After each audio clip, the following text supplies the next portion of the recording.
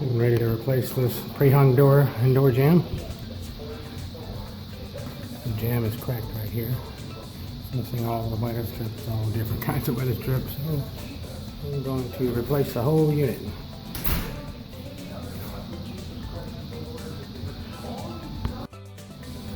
One tip I always like to give do-it-yourselfers is before you remove the door, come out and mark where the edge of your door jamb is, right here and right over here. That way when you put it back in, you have a guide to where to slide your pre-hung. A lot of people will butt it up against the hinge side, nail it, and then your trim and everything is too far over here, so you wind up having to cut this, and you wind up having a big old giant gap on this side because everything is too far over.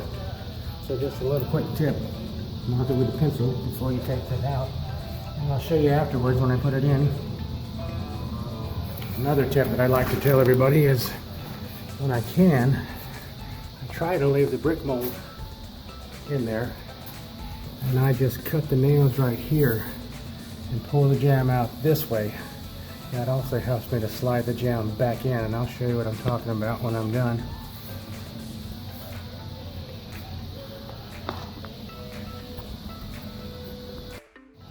One step you absolutely cannot skip when replacing a door on a pre-hung frame.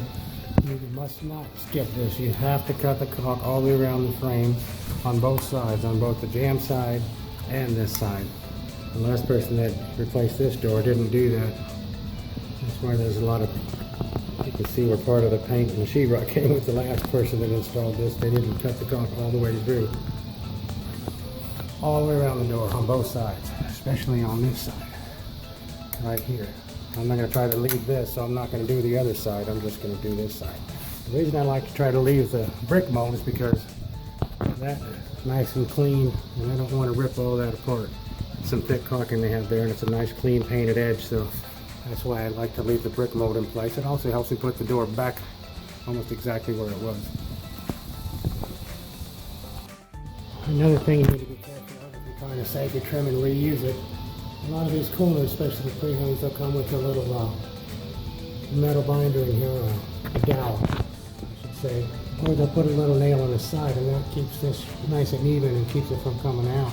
So when you're pulling this trim out, make sure you take your time and start pulling both of them out at the same time and get them all out. You might have to pull the whole thing out until you see what's there. We'll see when I'm finished what was there. Now when pulling the trim, I like to take my time, and I take a chisel and I start working my way down. If you want to reuse this, some people want to reuse it, a lot of want to replace it. If you want to reuse it, then you just take your time going all the way down. Make sure you start pulling these trim nails loose that are going to be on the side here. And also come on this side and make sure that you did get a clean cut. Sometimes you start pulling and you missed a little spot. It'll start ripping on you. Got a pretty good clean, but do that all the way down. Another thing I forgot to mention is when you're using your carpet knife, you might want to put gloves on. I'm used to it, but this texture sometimes can be like sandpaper on your knuckles when you're trying to get this down, and it can wear some skin thin. But anyway, just another quick FYI, just take your time bringing the trim, taking it off all the way down if you plan on saving your trim and reusing it. And when you get to the corner, take your hammer and just slowly pry it until it starts breaking free, so that way you can pull them both apart evenly. No cracks. Well, you see a lot of cracks right here in your trim a lot of times on older houses and things because they'll try to pull one out without knowing that they're connected here. And it'll split this piece of trim. We're almost there. Now this corner piece is more than likely going to have to be replaced because it was cracked, and that was the main reason we're replacing this, because it was broken right here. I'm guessing this was from an attempted break-in. They tried to kick the door, but it carried all the way over to the trim. So, depending on the owner, we might replace the whole all the trim, but these two pieces are just fine. We'll see what they say. Okay, now the trim is out. The door.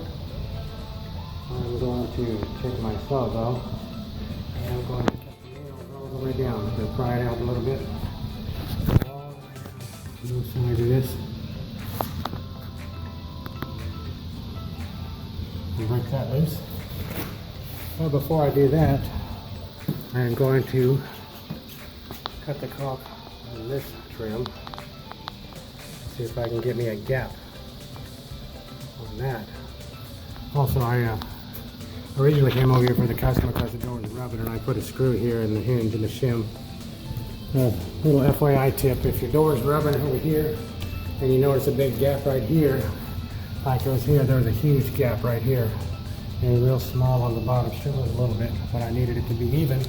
So all you do is you take a screw and you put it on the inside of your hinge, and you go in there, and it'll draw your door up. A lot of people don't know that. It seems like common sense, but if your door happens to be rubbing, it could be sagging. I've had to come and rehang a lot of doors and take this trim off because a lot of installers, you put a shim up here or a shim down here, and the weight of the door will start bowing. You have to put the hinge right here. I'll show you when I put the other door in. They leave a hole, a missing screw on the hinges for a reason, and that's because you're supposed to put the shim on the hinge when you bolt it down, and that locks the door in nice and solid. A lot of people get in here and a lot of door companies will try to do it real quick, and they'll just shove the shim up here and put a screw in it. The weight of the door starts bouncing the jam and sagging it. A little FYI, I'll show you when I put the new door in. Now ready to take the jam out. I'm getting all this down ready. A lot of times you can't see where the screw or the nail is, so I like to run my putty knife and go over here. Push this down, down, keep going. There's a nail there, so what I do is I put a pencil mark. And yep, there's a little clock marker. There's where the nail is. You gotta cut this foam anyway, so you go all the way down until you find a nail. There's one right there. This one only had 3 nails in this whole door jam. Found one right here, and I already pulled that out a little bit so you can see where that was. Anyway, that's how you can locate them. When you take your sawzall, you're right there. You don't have to go through the whole thing. You can just go up to each nail. There we go.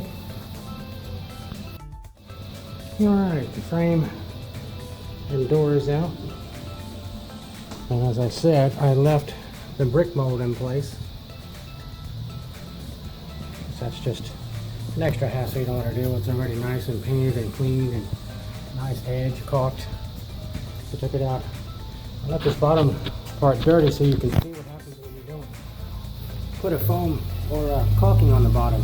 This is all underneath the threshold, which shows you how much got in here. Dirt, dust, bugs. This is how a lot of bugs get enter because, I mean, God, they're so tiny. They can get in the tiniest cracks, so I'm sure they had a big problem underneath this thing with critters getting in.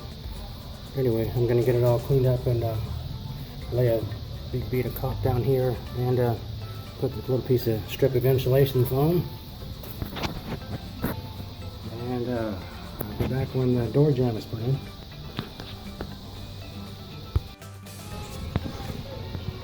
Alright, we got the door almost in.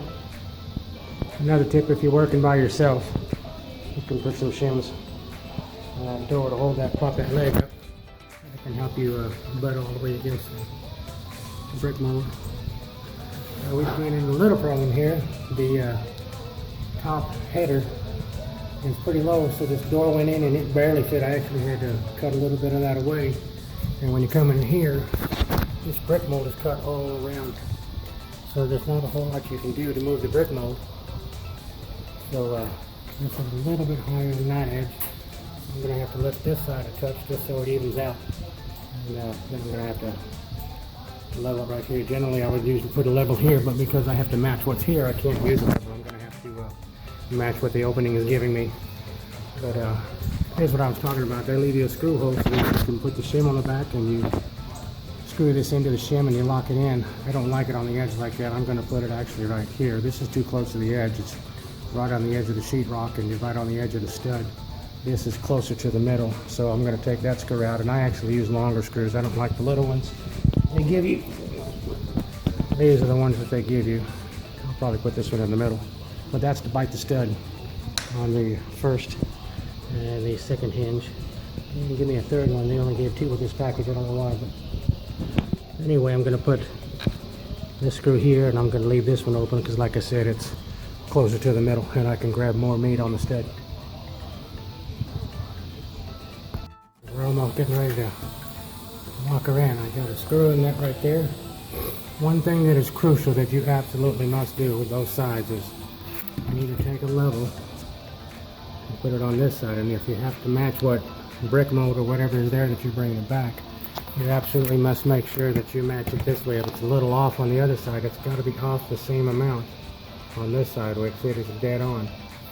Otherwise, when you shut the door, you're going to have a frame that's either this way or this way. If you ever notice, sometimes there's a gap on the top or a gap on the bottom. It's because either the striker side or this side was put in just slightly. It only takes a 1/16 of an inch to be off to have a big gap on top and a small tight gap on the bottom. So you have to make sure that both sides are identical. And if the one side's off a little bit, this side has to be off the same amount. This is almost perfect. I went by the brick mold and they had this door pretty square already. But as you can see, we're almost there. All I gotta do is put some screws in, and then I gotta do the trim on the inside. We have the door.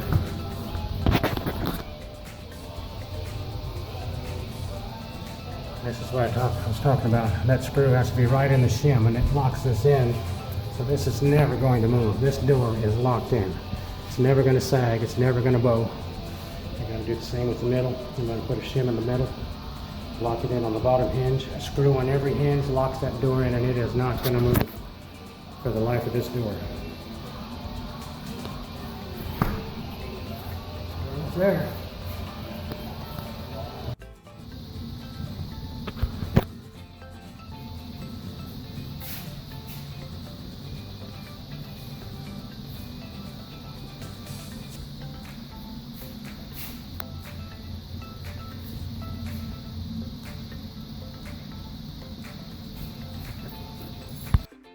All right, and we are done. Trim's on. There's the new door.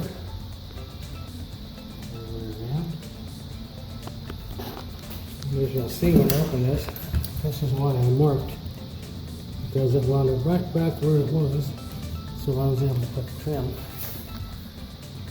And I didn't have to cut any of the floor mold on either side. There's my mark right there. I just put it exactly where it was. And I got it all popped up. There's the outside.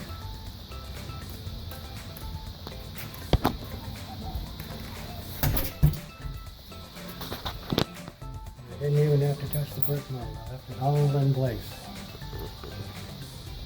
Nice and clean.